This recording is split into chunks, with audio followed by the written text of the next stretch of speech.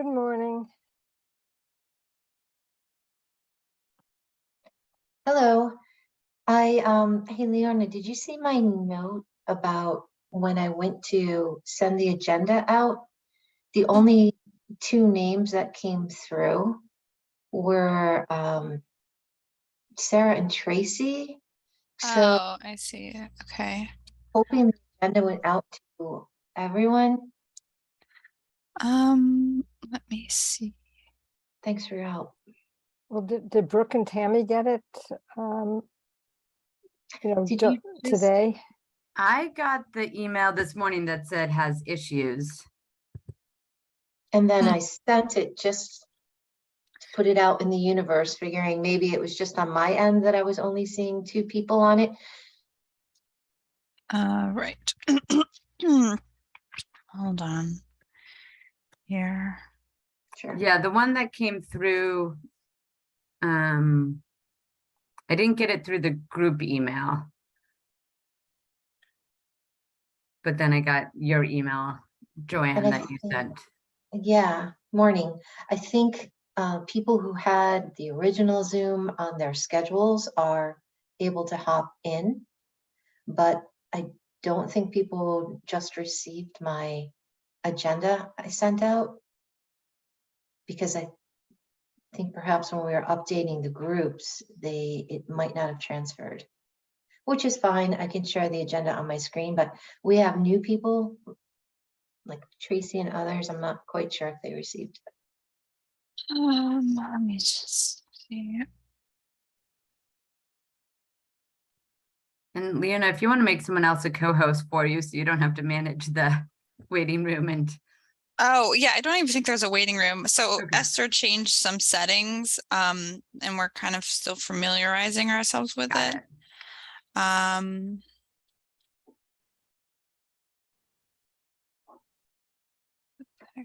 Good morning, everybody. Thanks for attending the meeting. We were updating our work groups, and when I went to send out the agenda, I only had two folks on the Gmail group list. So we're trying to make sure that the agenda gets pushed out to everyone who would be on this group. So we'll give it another minute or so, and then what I think we'll do, Leona, is hop into the agenda, because I think most people have it on their schedules to come into this meeting, which is great. Then we are having people hop in. Should I is there anyone who's on the agenda that I should forward it to, just to make sure? I know Rebecca or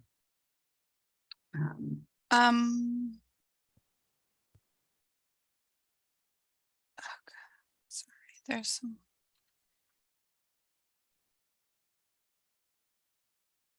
I can't change the general access for the agenda. It doesn't seem. Yeah, I think, Michael, most people didn't. So there was we're switching over listservs and things got lost in the switch. So what I think we'll do is we'll start the meeting. I can share the agenda right here. And I think, Leona, if we need assistance with the icebreaker, that would be great. And we are recording, and we'll take the minutes, and it'll be fine. We'll figure it out. We can always push out the recording to people and the minutes to people, and glitches happen. So we'll just go with it. We'll figure it out. So good morning, everyone. My name is Joanne Roberts. I am helping to consult and to facilitate these really important meetings in supporting ECE. I would like to do introductions. So if you would please, under the chat, type in your name and how you are connected to this initiative. And then we will, by means of doing introductions, I have a bit of an icebreaker, something new that I'm going to try. So it's just one of those days. We're hoping that that will work. Let me pull up the agenda, and can you give me a thumbs up if you can see the agenda? Excellent. So I'm going to review the agenda so we all know what we're going to focus on. Then we'll do introductions and the icebreaker. Rebecca, hopefully, is here. I can't see everybody, but I know she was going to do an update for us today. Also hearing from Vermont, an update from Save the Children's Action Network.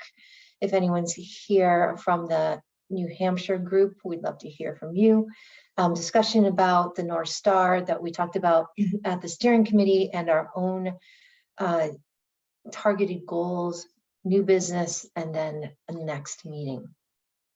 So as far as the icebreaker and introductions, if you have access to the agenda, if you click on where there's a link to the icebreaker, it should take you to a screen that looks like this. Can everybody see the screen? It looks like a map. And one of the things I had Leona try yesterday, and hopefully it'll work for all of us, is you should be able to go into where there's this search and type either where you were born or a place, a childhood place that you remember fondly. And after you type that in, you should be able to add it to the map. It should come up. We tested it yesterday. And then there's this here that adds a marker. Are you able to access this individually?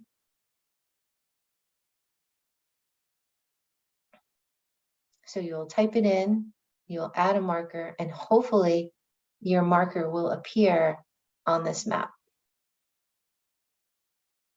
And the trick is, after you add to the map, you go up to this where it says add marker and click on that, and that will give you a symbol like this. Can we do this on your screen? We can. What would you like me to add? Yeah, because I'm not sure that we can type into it. That's what I was just trying to do, is that I can see it, but I can't make it open on mine to be Okay, able to add. sure. I see someone did. So Oh, go ahead. so it's possible to do it. Okay. Just let me know and I'll type it in. What location would you like to add? Okay. Connecticut.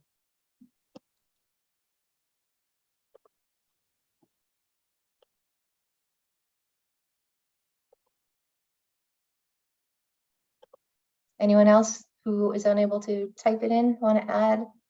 You can give me the information.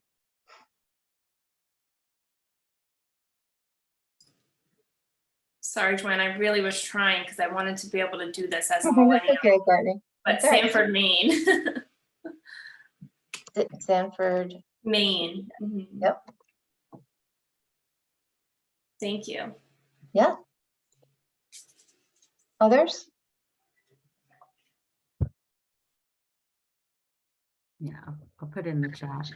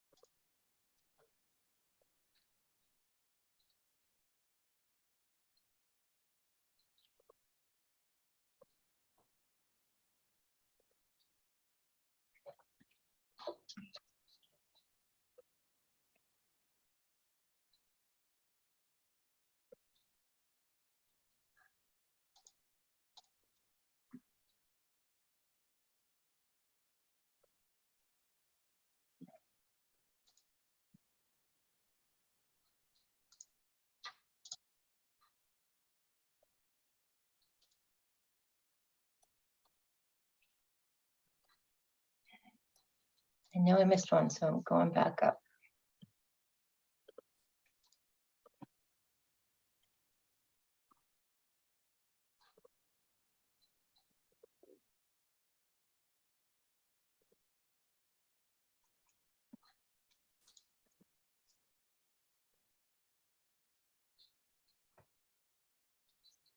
I may have missed one or two. If I did, I apologize. I was trying to pull them up as quickly as I could.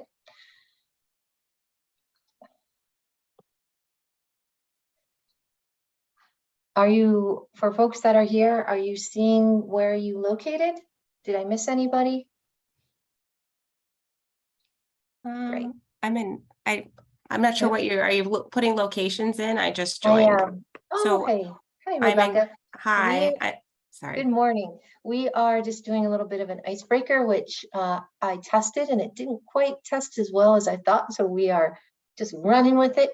And I'm asking either a childhood favorite location or where you were born, and I'll type it in and we'll just do a little connection with that. Great. Is there a location you'd like to add? Yeah, Manchester, New Hampshire. That's where I was born. Excellent. And we're learning live about Google Maps. So we'll all leave with more information today too. Great.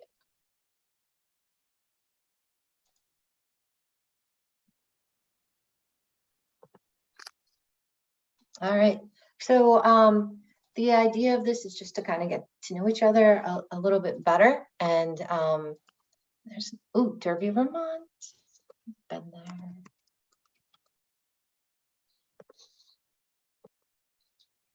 It's a map. And Tracy, were you born in Derby? I was actually born in Springfield, Vermont, but I moved to Derby when I was 2.5 and grew up there, graduated from high school up there. Oh, Tracy, that's amazing. My family, my grandfather grew up in Derby, and we'd go there every 3-day weekend. Not many people know Derby, so it's on my, someday it's on my goal list to have a place up there because it's just so peaceful and amazing. It's a good spot. What was your grandfather's last name? Gray. Oh, There's a lot of Grays in Derby. yeah. Dina Gray owns a nice restaurant up there. Yep. They're somehow a cousin, but I have since lost track. It was a couple of generations ago. yeah, I love it. That's exactly what I was hoping that we would have a conversation about today. So went a little bit off the rails, but we're getting back on. So that's great. So when I click on these different ones, so up here, it'll just show as a point, but I can make them a bit bigger so that we can see what we were referencing. So coming up through, if people just want to kind of reference where they added. So I'm going to start toward the west. So that's me, and I grew up in Guilderland, New York, which is outside of Albany. Fond memories, it could have been because of fall, but I have 50 cousins. We have a pretty big family. And every year we all get together. So there's hundreds of us that get together. We just had our reunion up in Saratoga recently, and it was really great to see everybody over time. So that's where I was born and where I came from. Heading over to Connecticut, Massachusetts area. Who is this pin? That's me, and I just generally said Connecticut. I was born in New York, but grew up in Middletown, Connecticut area, but had lots of growing up experiences that exposed me to the kinds of things that have led me to the work I'm involved in, have been involved in for most of my adult life, even though I actually never, after I was 17, never went back to live in Connecticut at all. Great. Yeah. Heading over to this direction. Who's that pin? I think that's me out on Martha's Vineyard. So I was born outside of Chicago and grew up in Hanover. But when we were young, we started spending kind of summer vacation out on Martha's Vineyard. And so have tried to make a point of getting out there every summer since, and have just a wonderful community and friends, multi-generational friends who are still there. Fantastic. Here's a pin. I'm going to make them a bit bigger so we can see here. think that's me in Wareham, right near Brook. We used to go to Wareham. My uncle and my dad owned a boat, and they kept it in Wareham. And in the 70s, we had the Bronco, and then the tailgate down. They'd start the hibachi while we were in traffic, and all the kids would sit on the tailgate while everyone was partying in the front. Because we were only going like 2 miles an hour, because it was like one lane all the way to the Cape, all the way to the bridge.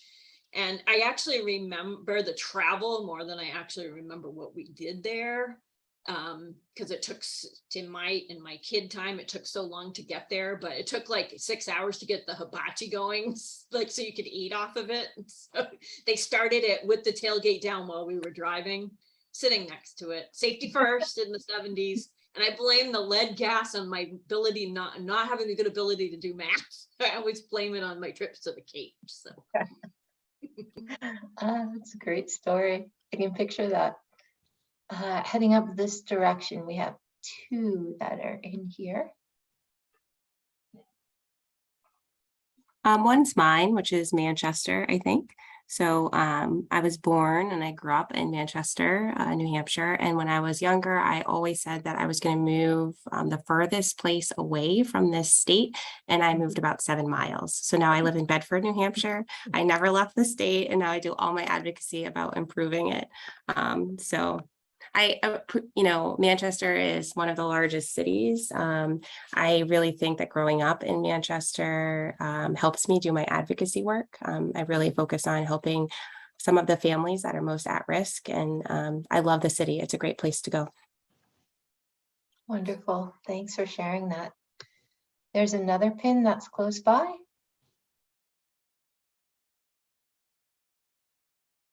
Might have been when I was practicing and typing. How about along this path, around this area? That one's mine. Hi, everyone, Mariah. So similar to Rebecca, I've been born and raised in New Hampshire and have stayed here. So I decided to do Maine because we went there every summer ever since I was a baby growing up. And so it's just a place that I just remember very fondly. And kind of feels like a second home. So, yeah. Wonderful. And then heading up this direction. I was born and somewhat raised until I was 10 in Sanford, Maine, and certainly humble beginnings. It's a mill town, but certainly full of heart, and very grateful for my childhood there. And actually, Joanne, when you asked for this icebreaker, it really evoked a lot of childhood memories, and just a good reminder as a mom of a 3-year-old that simple is okay, and simple is actually really beautiful. Thank you for that. That's great. Did I miss anyone? Yeah, I think out in other parts of the country, I think, do we hear? I'm looking at the chat. Did I miss some? Yeah, I think you said you'd start as far west, but then you just started in New England. Thank you. I needed to make my map smaller so I could go bigger. Thank you for that. How about right here? That may be me. So I was born in Grand Rapids, Michigan, but my family left there when I was probably 2. So I don't have any real memories of the area. I was kind of a nomad growing up. My dad worked for US Steel, so we moved to all the great steel towns of the Midwest and the Northeast, and we lived in a different location about every 3 years until I was a sophomore in high school. So kind of a blur, but in fun experience nonetheless. Great. Thank you for sharing that. How about this one? How about this one? That's me. I was born and raised in Chicago. And just as a little, not, well, fame isn't the right word, but my high school, well, I grew up in the neighborhood that's close to University of Chicago and near the Science and Industry Museum, if anyone's been there. And 2 people were sort of notable for having gone to my high school. One was R. Kelly and the other was Mandy Patinkin. So there's ups and downs. Thank you. Heading over this direction. That was my tester, Joanne. I was born in Memphis, Missouri. Awesome. That's great, Leona. And then I think I'm heading this direction right here. Yep, that's me. I was born in Atlanta. My parents had a bakery there in Decatur. And I don't remember, we left Atlanta when I was 3. My dad transitioned to being a salesman for bakery equipment. And that's what brought us up the East Coast, first to Princeton, New Jersey, then to Norwich, Vermont. And the only thing I remember from the house is having the train tracks ran through our backyard, basically at the very edge of our property. So I just remember hearing the train from there. It's interesting what we remember when we think back. I'm going to make this larger in case I might have missed anybody. Did I miss anyone? Okay. Great. Well, I thank you all for participating in this icebreaker. The idea was just to kind of think about our beginnings and where we are today, and also to get a sense of perhaps our perspectives as a group from where we started and what we're focusing on today. So thank you for that. Heading into this next section, Rebecca, would you please give us an update from New Hampshire New Futures? And I was curious to know if there was anything that you could mention about. There was a survey or something that was going on. I'm not sure. There's been a lot that's been going on. So we were working we've been working with some early childhood and specifically childcare stakeholders on looking to the legislative session. So I wanted to make sure that the information when I'm here to meet with you all is helpful and relevant to what you may be doing. So I would say if there are specific questions, put them in the chat.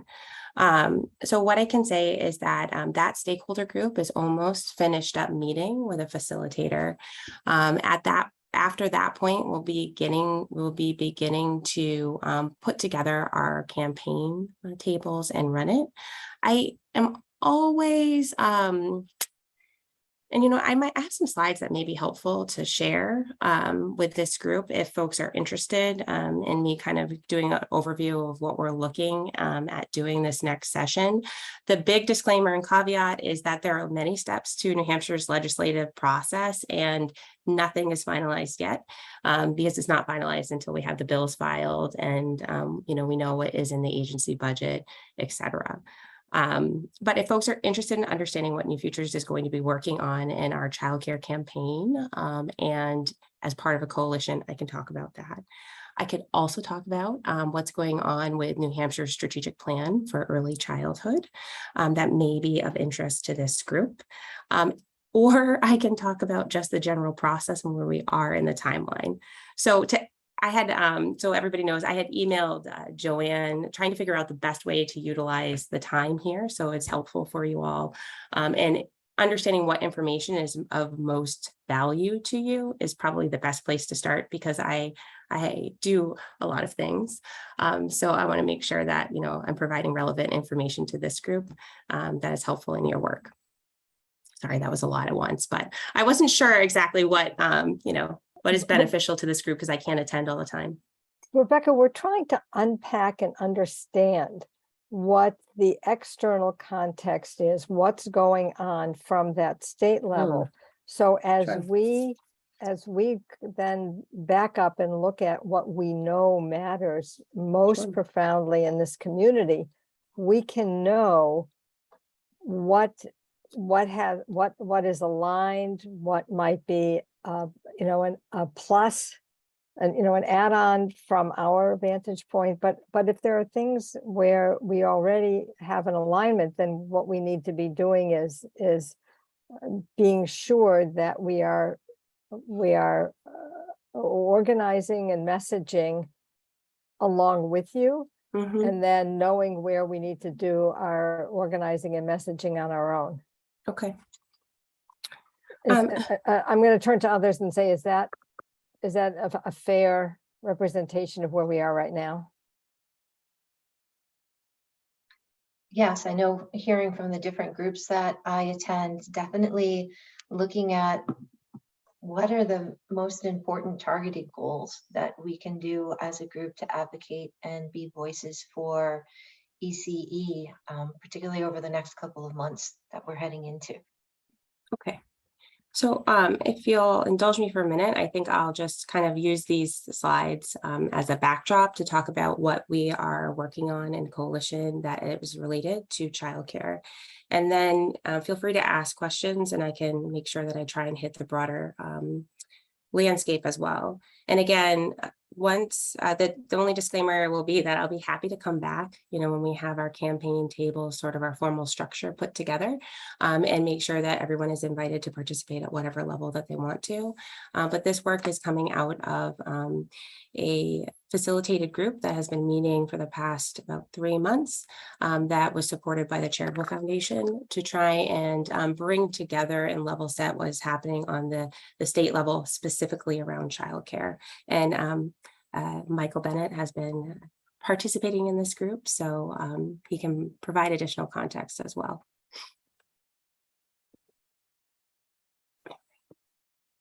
Can everybody see this slide? All right, I'm going to move you all so I can see a little bit more. So we minimize this one.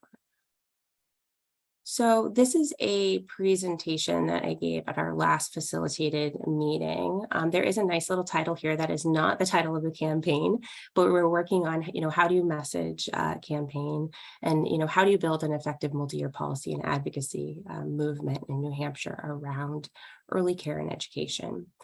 The 4 cornerstones really are your coalition, your legislative interaction, your connection to grassroots groups, which you guys are grassroots, but you're also a coalition, and then understanding your budget and political landscape. We had discussed, and we have been discussing, a 10-year timeline. So what could possibly be done in 10 years? What are the shared values that we'd like to see?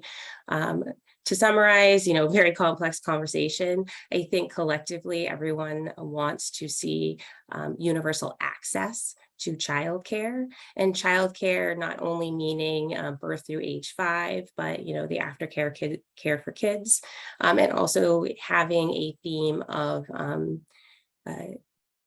choice, so that parents have a choice of the type of center, where it's located, and ease of access and affordability. So those concepts are all built into to what the work that has been ongoing. These maybe not be relevant really for this conversation, but we talked a lot about, given that we operate in a biennium in the state of New Hampshire, so 1 year is a budget year, the next year is not. How do you continue to carry the ball forward in a concrete, coordinated way when you're not able necessarily to advocate for additional funds every single year?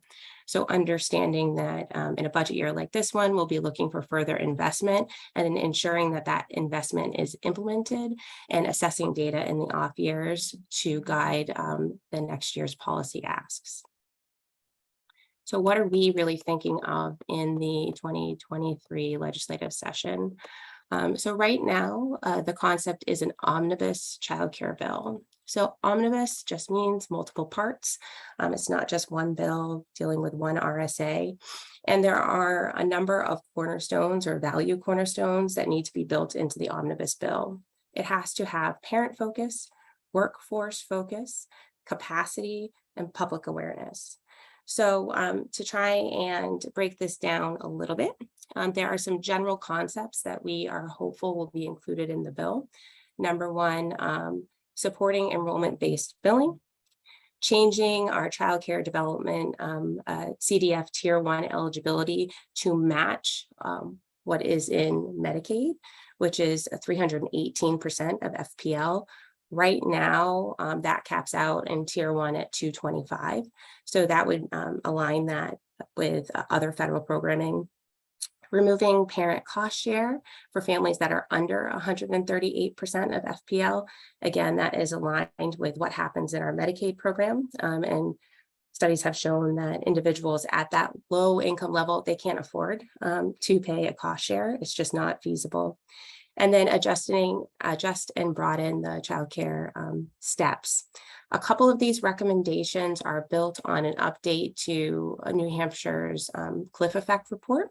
The update was issued in the end of August, I believe. So we are working, with the ideas that the state has to change childcare scholarship, but going beyond what they have proposed. Okay, does anybody have any questions on that first tier of concepts? You may have said it, and I apologize if I missed it. What's an FPL? What's that? Federal poverty limit. So in New Hampshire, our main infrastructure for helping families afford and access childcare is childcare subsidy. Unlike other states, because we don't have a state income tax, we can't give tax credits. So thinking about, what are our infrastructure systems in place now and how can we make them better? These are the concepts that are being floated around right now. Thank you. You're welcome. The other thing is there's a couple of these that are important for future work. The reason or the purpose of aligning some of the eligibility requirements with what happens in Medicaid is to make presumptive eligibility a thing in the future. So you reduce administrative burden in the state. Families, when they apply for one program, know they're eligible for a bunch of other ones. So that is a future goal, but this builds the foundation. So that goes back to, as we think about a 5-year goal, what are you trying to achieve? Okay, so then we think about supporting the workforce, which we know is critical and essential. There are a couple of items that I'll go through here, but I want to put the caveat is that we know right now the plan for the workforce, so that's Senate Bill 446, is before Gopher, and the state is working to update cost estimates for some of the initiatives that are written in that plan. We want to make sure that we're aligning what is left out or what isn't funded with what we put in this bill. So this outline of initiatives may not be completely comprehensive because we don't know what's pending in that administrative corner right now. So these are increased reimbursement rates to the 75th percentile across all programs. This is the align and support the 446 workforce investments, revise and improve the fingerprinting process, improve career pathways for high school students, and one, support categorical eligibility for childcare workers. We did receive some feedback from state folks that depending on how this benefit was worded, it can result in tax consequences to childcare workers that can be detrimental. But I've been working with an advocacy group in Kentucky that built this into their CCDF statutory language, and it doesn't have tax consequences. So that one, there's an asterisk around because we want to make sure that if we are promoting a benefit, it's not one that is going to be detrimental to our lowest paid childcare workers. So that one is still in flux. Any questions on the workforce category? Okay. The next category is around really public awareness. So the state currently has a very small contract with the Children's Trust, which is the backbone organization for our family resource centers, to do childcare outreach and resource and referral with families. So helping families understand that childcare scholarship exists, helping them apply. These navigators are trained in New Hampshire Easy, understand the benefits programs in New Hampshire, and also to track information about why families may or may not be able to access childcare scholarship within our state. So we want to make sure that we continue that type of program that is providing families a warm human connection that allows them to understand what is available within their region and understand, what programs they may or may not be able to access. And then supporting state capacity. We had received some feedback that, interestingly enough, when there are programmatic changes to things like childcare scholarship or SNAP, individuals who work at the district offices aren't necessarily given the training to understand the changes. So the department really asked in any kind of bill that we put together that there's a specific requirement and any kind of funding that may be needed to ensure that the individuals working at the district offices are well equipped and aware of changes. So we want to make sure that we are supporting that state capacity and any additional requests that they may have. I think that we have to kind of remember that we're going to be losing those preschool development grant dollars that are supporting additional capacity within our state. So should there need to be positions or additional support, we would want to build in a part of the bill that provided that support to the department. And the last category I have here is administrative advocacy. This group that has been coming together, thinking about a short-term and, long-term vision. It's not just about a piece of legislation we may do this year, but it's also about, are we watching what's happening on administrative level? So again, reiterating the 446 report, but also we have the state's strategic plan for early childhood. I'm on the steering committee. I'm also the parent representative on the Council for Thriving Children, and we just wrapped up stakeholder feedback sessions.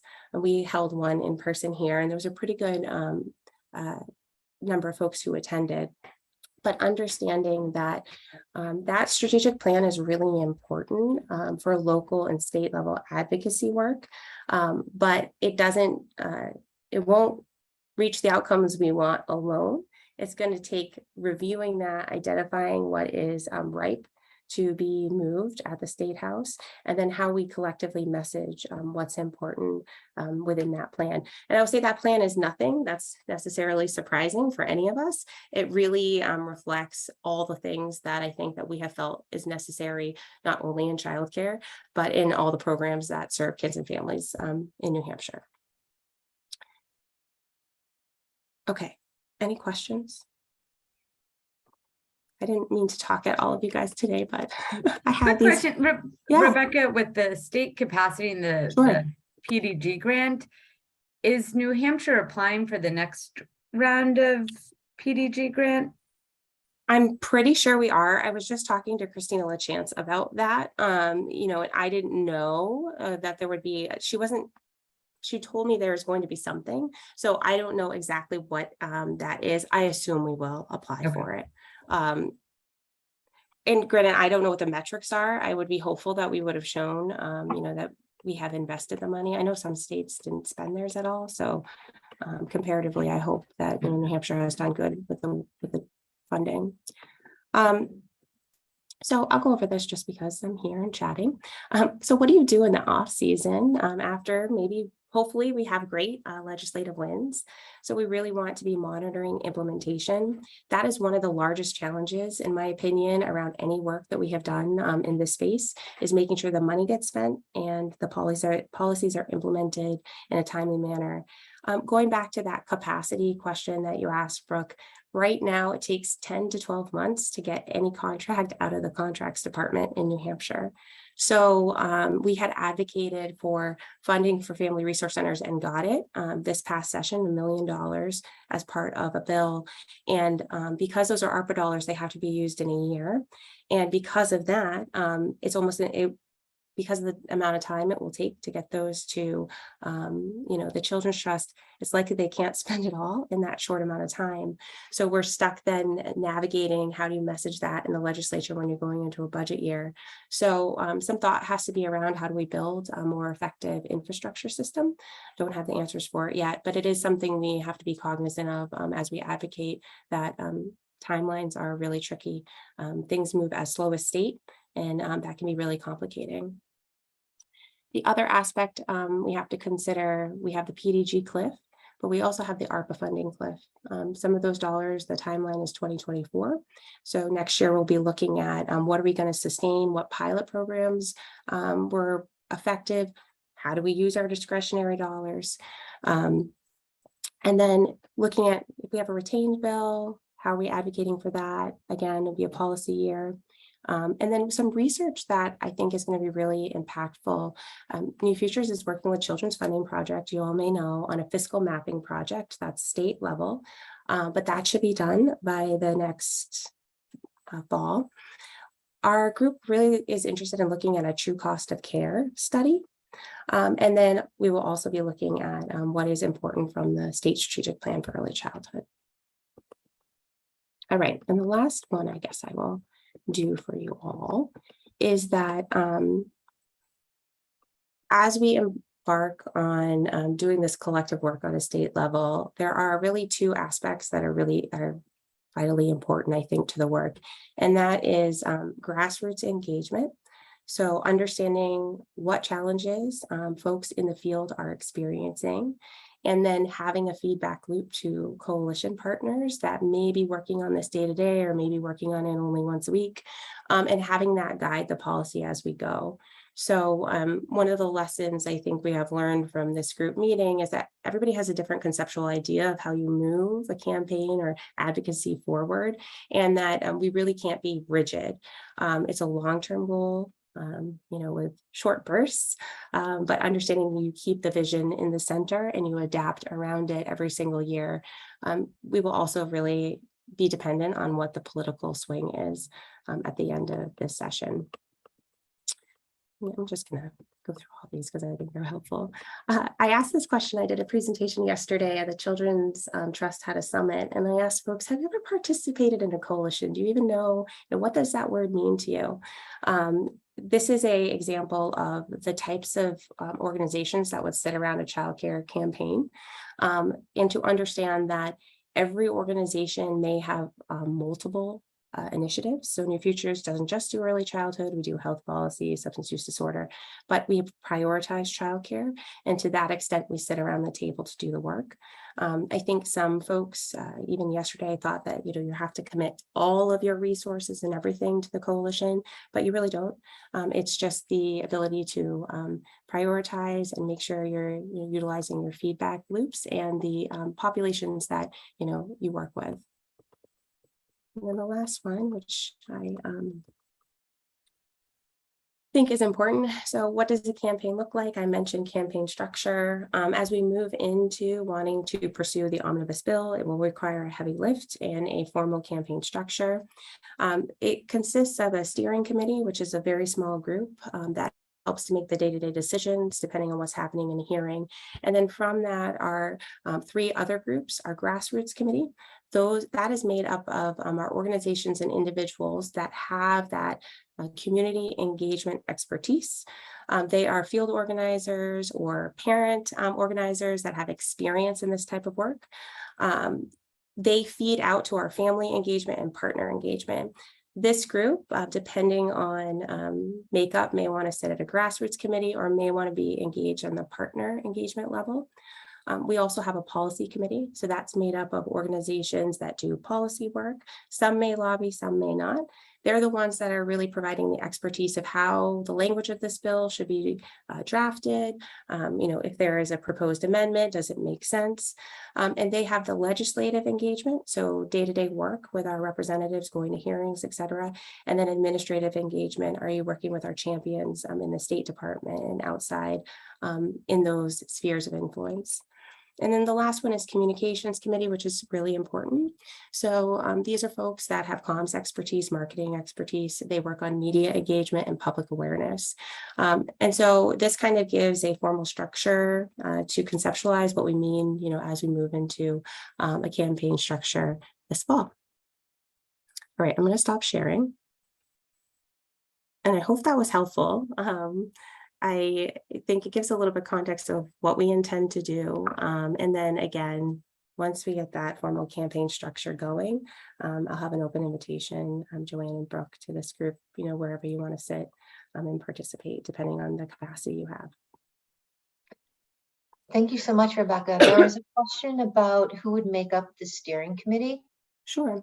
So right now, New Futures will be on the steering committee. SCAN will be on the steering committee. Likely, we are supporting a contract lobbyist or two. They would be on the steering committee. And then a couple of other folks who have a great capacity and understanding of the work. So it's not fully fleshed out yet, but that would probably be group. It's generally small, folks that have expertise and understanding in both the legislative process and in the field. But those decisions around the day-to-day stuff aren't made in isolation.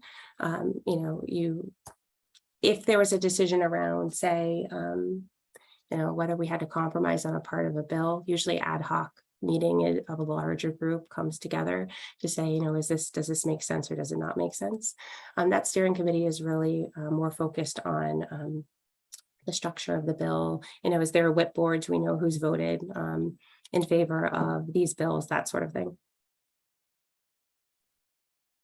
If someone was dying to be on it too, we wouldn't exclude them.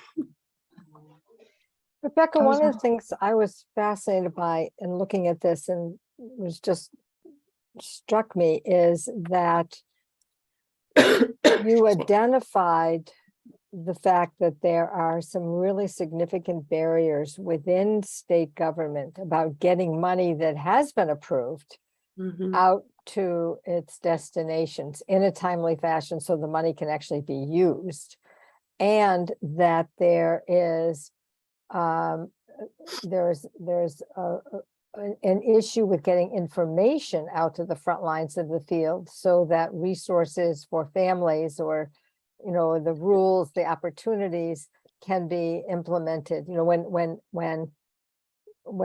opportunities are improved, then having those become accessible to families is also too slow or non-existent.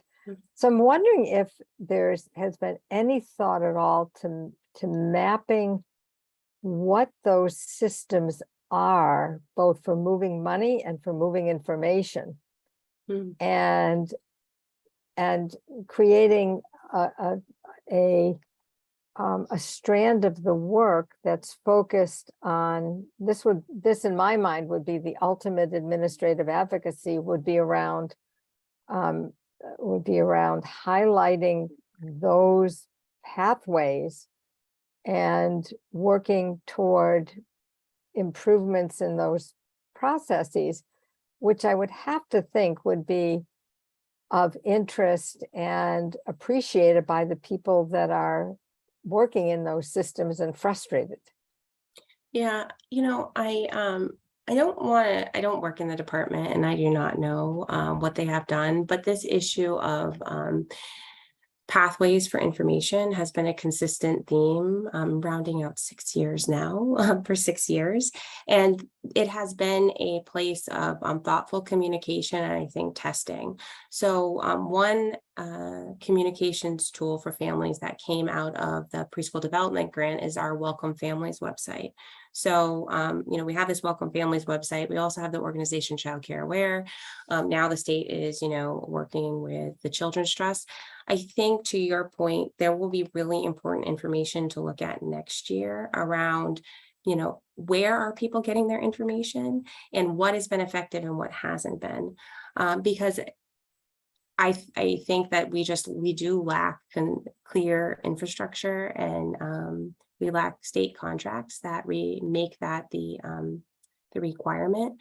I think culturally in our state, this is just my opinion, we have very much been a state that it's up to families to figure it out on their own. We have not been a state that the culture is, we are going to provide you, as a childcare center provider, here's all the information of programs families can access. We have not empowered people with information because there's been a resistance at the state level for families to access programming and supports.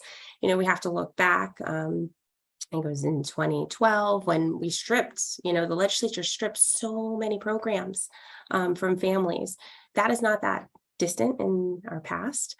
So understanding that it's twofold, it's as we start to lift up these things and the culture changes within our state around, what do we see as a common good and common value? So I think that, yes, that has to happen. I just think we're in like the data collection space right now and understanding what's effective in communicating to families. It's good the state has moved to a place of wanting to communicate to families about programs and services. That's helpful to understand on that side. How about mapping the money flow side? So that will come in part from the fiscal mapping project that we're embarking in with the children's funding. So that is, again, it'll be state level. Got it. Yep. They're amazing. I have to say, I love working with that team, and they are mapping using a standardized model. We're a part of a cohort of a number of states, all the federal and state dollars. It's not for this budget set. It won't be for the future, but it'll be the past budget so that we can kind of understand how dollars flow. So that will come, but it is in process now because it's never been done in our state. And that again will be, sorry, Sarah, that will be a tool that will be interesting to see how you replicate it on a local level. And then it'll be interesting how we use it as an advocacy tool. It is, at its core, a nonpartisan data tool.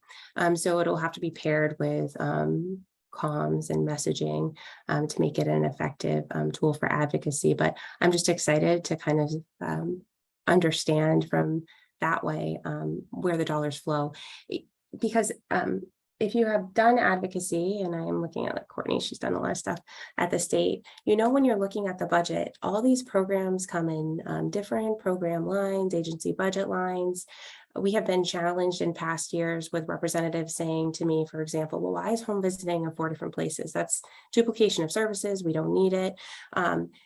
Instead of saying, okay, as a whole, this is the state budget. This is what we fund, and this is how much of the state budget goes to ECE. This is how much goes to maternal and child health programs. So it's functionally a different way of having a conversation about investment and what a state values. So, I unfortunately won't be able to use it this year, but I'm excited to think that it has good potential for conversations in the future. And I wasn't, sorry, go ahead. No, I was going to say, if I'm asking this group to bear with me, and if I'm, just tell me to stop asking questions. But if you were to say there was something that a regional group could contribute to this enterprise in the next 3 months or 6 months, what would it be? Well, I don't know if I have one ask. I might have a few, but a few is fine, because then we can figure out where we could fit in. Yeah, I think that being looped into what we're doing on the grassroots level, engaging with your childcare providers and your families. I think that when we go to the State House this winter, we're going to have a strong showing that across the state, families want investment in childcare, that they support the initiatives that are outlined, in the omnibus bill, and then having conversations with your local lawmakers. So being engaged is my number one ask. Businesses too. Yes, businesses too. I think that the messaging about how we work with our employers is key too, so that they understand the dynamics of what families are facing with childcare. Leveraging your resources in the people resources, I think, will be really key. You have the relationships in your region, and you are the better messenger for why it's an important bill to support. So I will come to you with a list of asks over the next 3 months if folks are interested in engaging. And like I said, I didn't prepare a formal presentation for today. I just figured, given the flow, it made sense to share those slides. I'll make sure that you all have all the formal information once we get off and going. As Michael knows, we have one more meeting of the facilitated group coming up. Rebecca, could I ask a question? Yeah. In terms of engaging our legislators, do you keep a list of legislators that have not been supportive in the past? Because I know our Upper Valley legislators are probably going to be supportive for the most part, but it's the ones in other parts of the state that get on these committees that are not necessarily supportive. So yes and no. We are in an election year, so it's hard to tell you, what's going to happen. But I would say we can have that conversation after the elections, and I can tell you whether or not we have a relationship or understanding of that individual's previous voting record. So. Okay, thank you. Yeah. This has been really helpful, Rebecca, and I clicked through my threads, and I apologize if I didn't see your email. I don't see it, but I think what you captured and shared today is really helpful. And one of the things that I wrote down several times is just echoing what Sarah said, is we have this group that's very interested in being a voice, and we are looking for a place to use that voice, whether that is putting together a plan and a pitch, connecting both by state, Vermont and New Hampshire, to support the efforts. And in looking at our threads, I think you said you'd be able to attend our second monthly meeting for advocacy going forward to keep us in the loop. And then in the meantime, if something comes up, please do, email me to say, this is a letter that's going out, or here's something that you can take action on, because I think we are all eager to just step into it and do this work. And it's a little difficult to figure out where we fit in and where to use this energy that we have. And one other thing I'll offer up, just because we did it yesterday, we have New Futures has a robust training menu. I don't know how many people have done an advocacy specific training, but if that is something that folks would be interested in us coming, to you in person, I work with Jess. We could frame the training, on childcare or early childhood and provide some of those skills if folks are interested in developing their advocacy skills. So it feels like second nature when we embark in the legislative session. They're free of charge. We just have to pre-plan when Jess and I could come out to your group. And so if that's something you're interested in, just let me know and I'll coordinate with her. Terrific. Do you do those virtually or? We do them both virtually and in person. So depending on folks' comfort level, we do notice, because now we've done more things in person, that we do get a little bit better engagement when people are in the room. Some of it has to do with, we do mock calls, like how do you write your story? So there's some concrete skills that I think that sometimes in person is a little easier to accomplish, but that all depends on what are the goals of the group. And those are the questions we would ask, if we're setting it up. I'll also add that Tammy let me know that she's hosting candidates in her early childhood program on October 3rd and 4th. And some of her parents have signed on to the Let's Grow Kids Childcare Voter Pledge and plan to be here to talk with the candidates. So Tammy, I'll connect with you separately so that I can send out an email to all of our different groups that we have about that important day. Thanks for adding that into the chat. Great. And I have to hop off at 10:30, but thanks for having me today. And let me know if you have any additional questions, but I'll see you at your second meeting every month. Thanks, Rebecca. Thank you. Could you possibly send the link to the slides? I'd love to share them with the different groups, and you presented it so well. I won't be able to do it the way you do it, but I can at least get that information out. That would be Sure. terrific. Thanks so much. Thanks for being here today. Bye.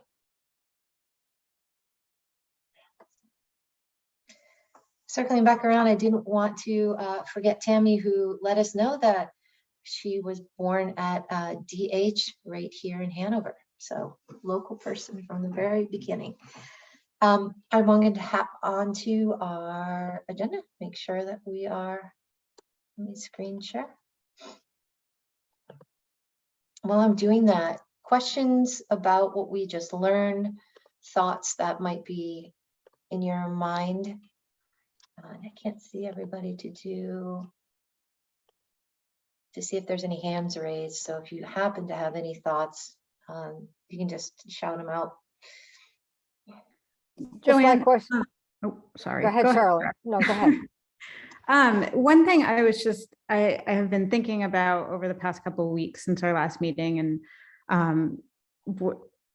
sort of got into the thought process of when Rebecca was talking about sort of public awareness was, would something like a public event be something that this group could work on? Like, I'm just thinking, you know, growing up in this area, I remember the home show that would happen every year, and something like that, where that pools together like advocacy organizations, childcare providers, parents, families, all the resources that families have available to them that they may not know about. And just, yeah, bring it together in like a high school gym, somewhere where there's free parking, easy access, and there are tables, there are kids events so that the kids are occupied. And yeah, I mean, I think just as a parent, coming from a place of like, I'm now being exposed to all these different things that I had no idea existed. And I just think that a public event is such a great opportunity to, you know, really get families out and, you know, exposed to these things and in a way that's more than just reading about it or learning about it in a newspaper. Really sticks with you more, I guess, when it's, you know, it's something you experience in person and you're talking to a face about, you know, a resource. That was just an idea I had. So wanted to throw it out there. And it's a great idea. I wonder, Amy, I know that you're talking about something in April. Would it be helpful to also consider doing something in this late fall? I just, you know, the thing, and I don't know which group I was in, but one meeting I was in, they said they had done like a, you know, legislation 101 for the public, and it was standing room only. I cannot remember what, that wasn't this group, but it was just sort of like, it wasn't really endorsing a particular candidate. It was just really what the process is. And it was in, like Charlotte said, like a public place, like a gym, like a neutral kind of space, and people came for the information. It was literally standing room only, and they couldn't believe how many people really wanted to have that information. But see if I can remember. And so then if you were to add resource information in with an advocacy learning session, you get a twofer out of the deal. Yeah, you know, and I can provide the location to definitely hold an event like that without cost. It would be maybe part of this group's targeted goal to hold an event in early November. And part of the work that we could do over the meetings in October is, who should we invite? What would that look like? And actually, you know, put that event together. I could, you know, I'd be happy to connect with whomever to do presentations. I can ask our high school students and others to have some projects for people who are bringing their children with them, so that they have childcare at the event so the parents can listen, because that's always something that we need to do to have our parents be able to come to the meetings.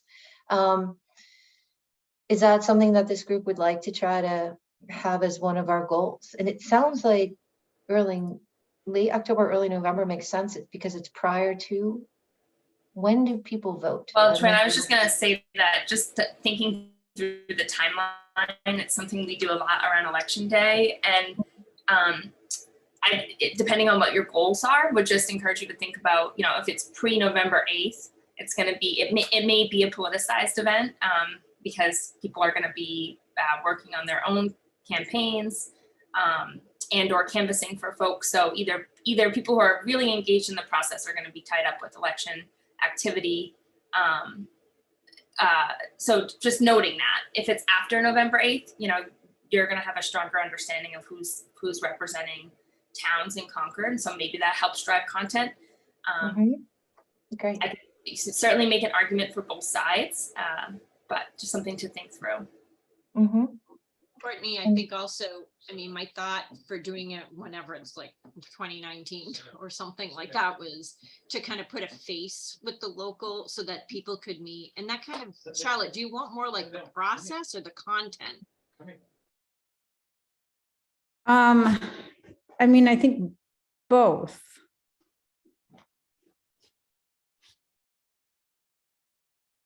I don't know that I figured out the process in New Hampshire. Some days I'm very confused, but I think just kind of for people who have childcare as a major issue in their life, what are the channels for them? I think that would be probably a good place to start, and having local people whoever is identified in November, if it were a spring event, they could be present to know kind of the weight of this issue in the region.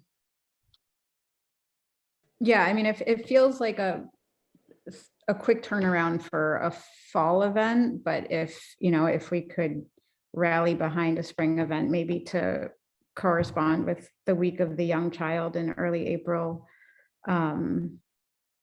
and just make it sort of this bigger thing where you have the legislators involved or at least behind it, supporting it, and then pull together as many resources and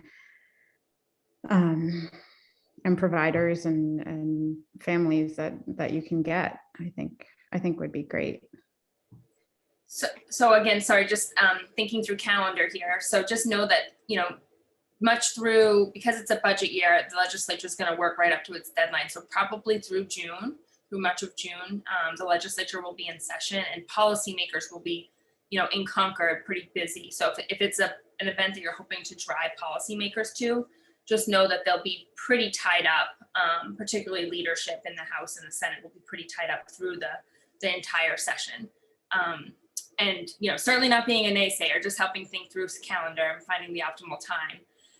The other thing that I've been, so many of you know, I'm a young mom, you probably saw my little one coming in and out, and volunteer on nonprofit boards, and you guys are all so busy.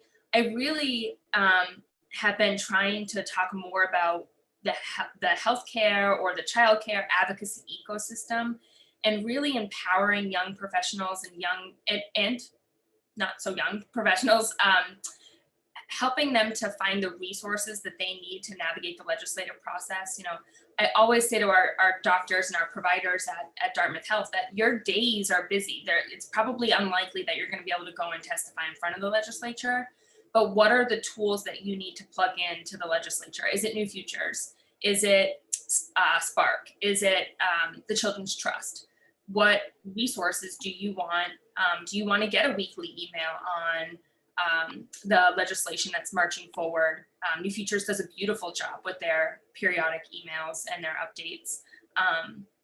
So as you're building out resources, that is one thing that we at Dartmouth Health have been trying to think about for our employees is how do we effectively arm our employees, but also how do we expand their knowledge of the healthcare advocacy ecosystem, whether it's trade associations or other like resources, so that people feel like they have the information they need, but that they're not being pulled in yet another direction as their, parents and volunteers, and have all these other commitments that they're tied up to.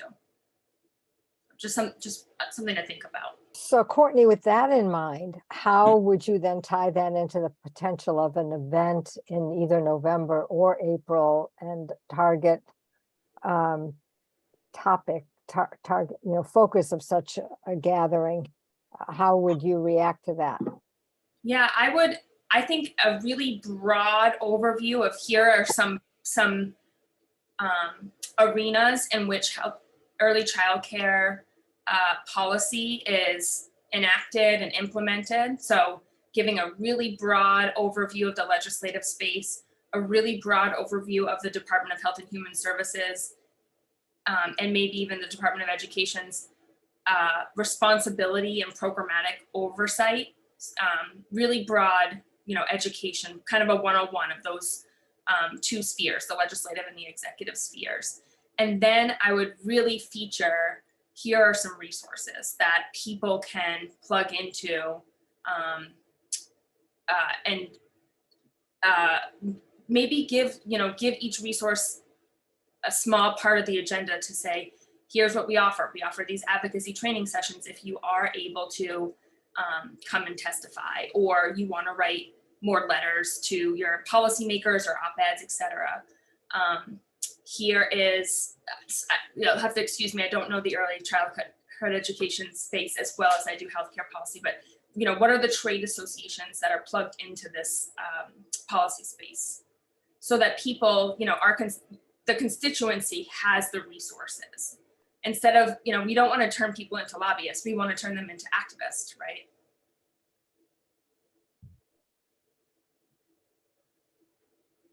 Yeah. Thank you.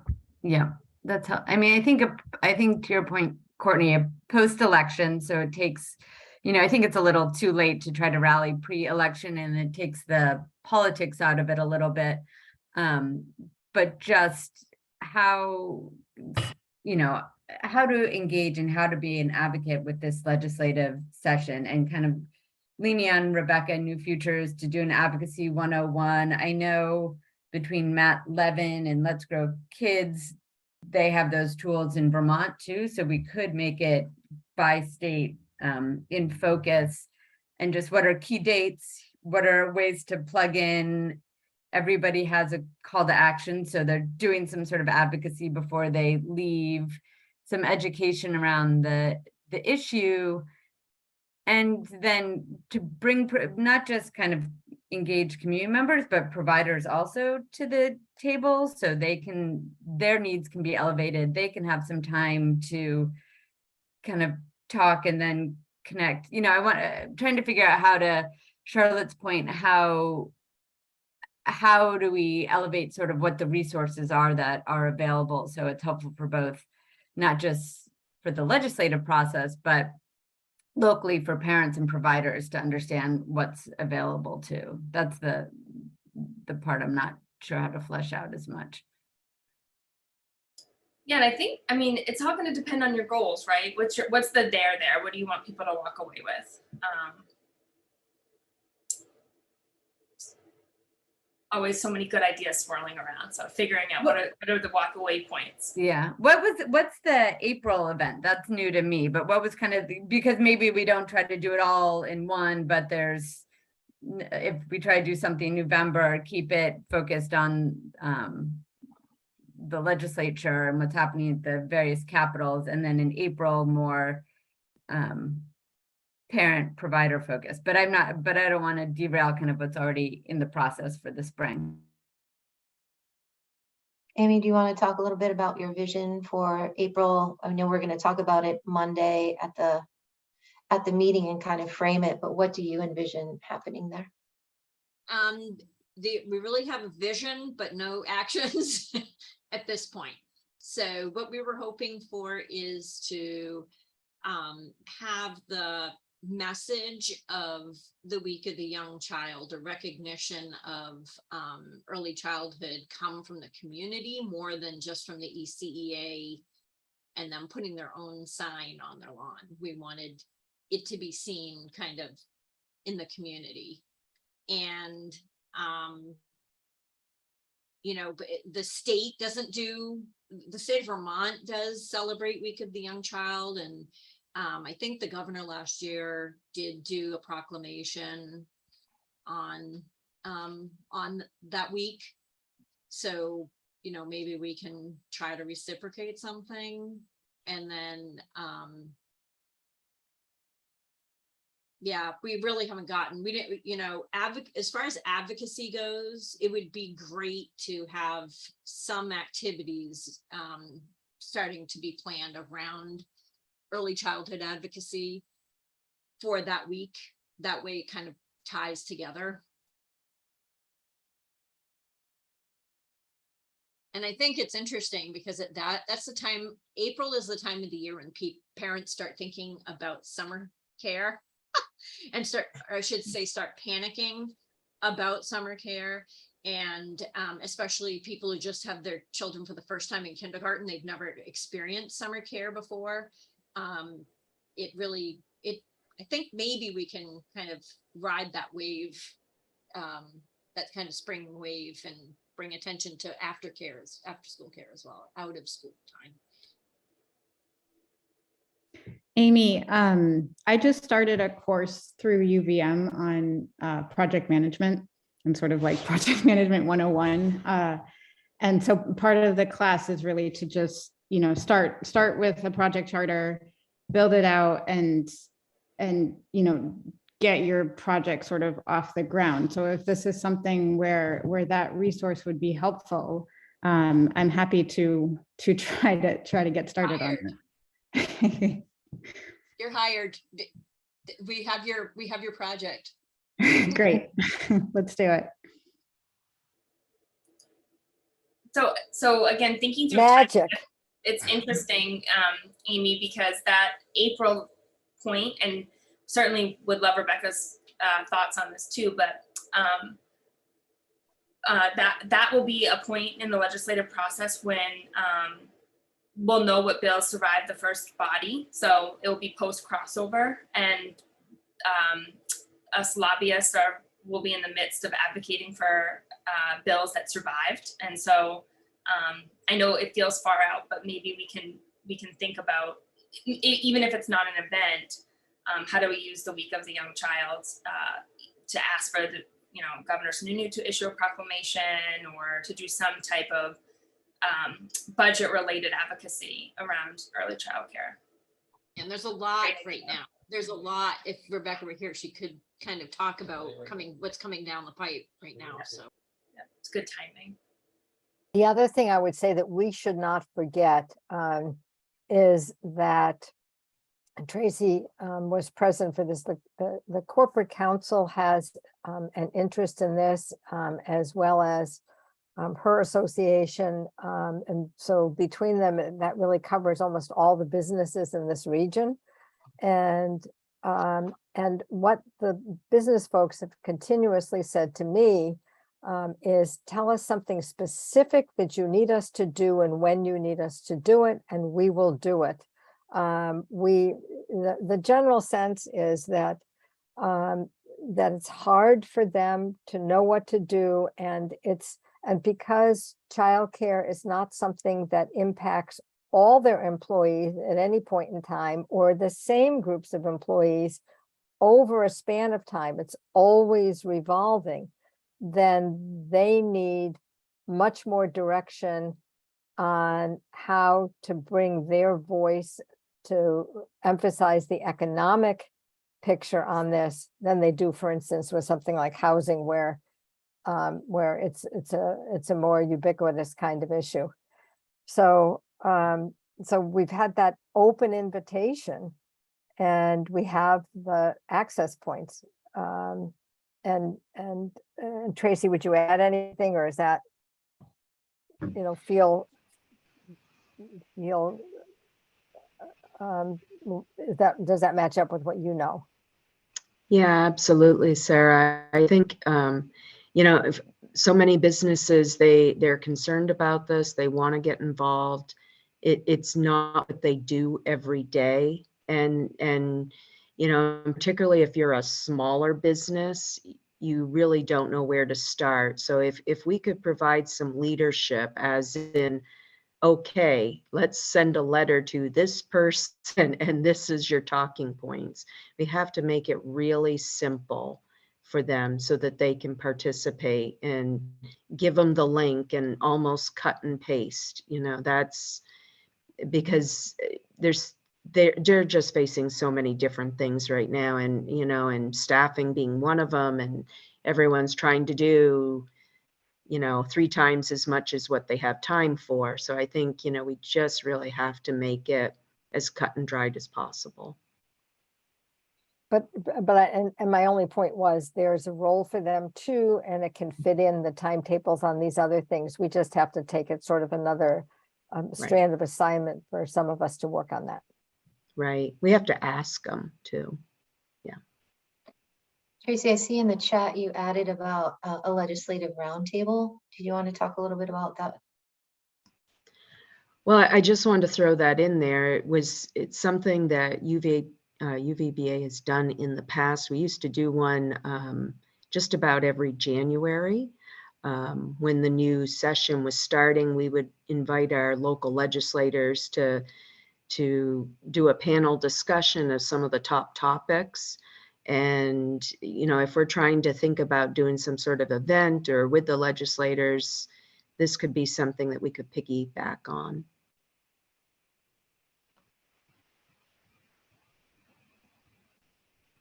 Thank you.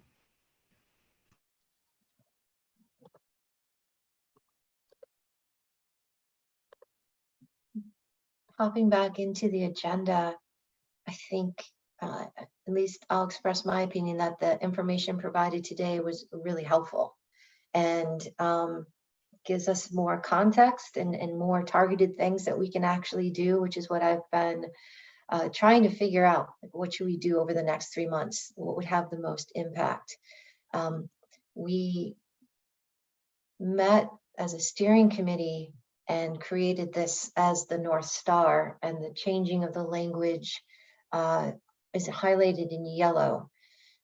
So the goal of the ECE 3-year initiative is to facilitate and increase high quality and affordable childcare and education in the bi-state Upper Valley area by improving conditions for early childcare professionals and families, and supporting opportunities that will build upon the existing early childcare and education system. The focus is to facilitate the increase of capacity, promotion of fair wages, offering local workforce development, lowering operating costs, and building sustainable partnerships with various agencies. And so based on that, we also talked a little bit about the language of the focus of this group. And based on the conversation today, you might want to tweak it more. And this is kind of the umbrella of which the work for this work group will happen. So promote and advocate bi-state exchange of legislation and policies that advance the goal of the initiative in each state and engage Upper Valley businesses. Based on all the conversations that we had today, do you think that language fits as the umbrella for this work group? Are there changes or other things that you might like to do or revise? And I see, yes, Amy, you wrote change early childcare to early childhood. Absolutely. Thank you for that note. Does this pretty much encompass what this group would want to focus on?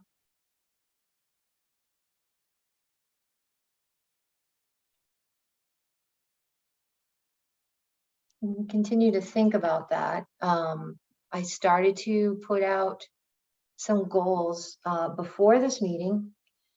What I would like to do is be able to review them a bit with everyone, and you could think about them. You can go back to this agenda, and I'd like to finalize them, because I think we're at a point where each meeting we should have our targeted conversation, and then some of us will be working on things and bringing it back and really getting the momentum going for this advocacy work, because as we know, things happen really fast. So if we're not talking about some things that we can help with the R&R group with the April planning, it's going to be January or February before we know it. So we want to kind of get out in front of it. One of the things that I've talked about is a pitch and plan.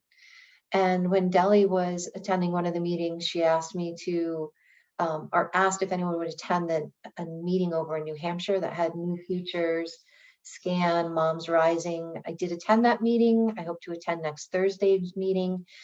They are working on a pitch and plan. I think that's fantastic. I think that they can meld together. But my thinking is based on the surveys with Kim's survey and inventories that Amy has done, UNH research, that I could help to begin to draft a pitch and plan that's specific to the Upper Valley, that we could then get behind and advocate. We could share that with other groups to make sure the data is the same. And that's where the voice comes from. I think you have to repeat specific talking points multiple times in different ways to get people's attention. And so this advocacy group, I will kind of, toss the past against the wall, but could help to refine and define what our pitch and plan is. A one pager that we all continue to send out and share. And so if we could, for the next meeting, I know I said September 3rd, but for the next meeting, finalize these goals in October and November, work on that pitch and plan. In talking with the folks who met in Concord, Moms Rising has a big social media platform, so they can push that information out. And then I thought I would connect with you, Tracy, in regard to getting that information to businesses, begin to talk about supporting the professionals in the field through discounts, offering some kind of mental health support. Even though people are so busy, they might not take advantage of it. I think it's important to show the support for those folks, and also connecting with businesses to potentially talk about financial guidance that Tracy and I talked a bit about for ECE professionals getting into the field. Creating a business plan was key for Mascoma Bank. Understanding how the systems work, I think, would be very important. The goals that were outlined from June also included creating a centralized online communication platform. We talked about that again today. So I don't know if folks know, but unfortunately, something came up in Esther's family life. So she's no longer the project coordinator. I thank Leona for being here. We're going to post that position and refill that position. So that was part of what Esther was going to begin to work on. But the next project manager, our coordinator, would review our current information, try to get the Vital Communities website up to date, continue to work on that. Today, Rebecca mentioned the New Hampshire 3-year strategic plan. I want to follow up with her to see what that specifically is, if it's more than the slide presentation.